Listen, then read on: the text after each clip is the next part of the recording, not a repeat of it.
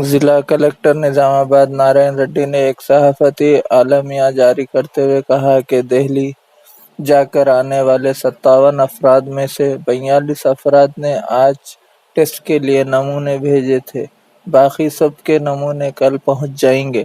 ان میں سے 174 ایسے ہیں جن کو تمام ضروری سہولتیں اور طبی معائنے فراہم کیے گئے ہیں۔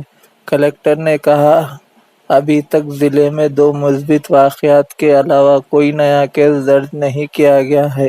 عوام سے اپیل کی جاتی ہے کہ وہ گھروں میں رہنے کو ترجیح دیں، باہر نہ نکلیں۔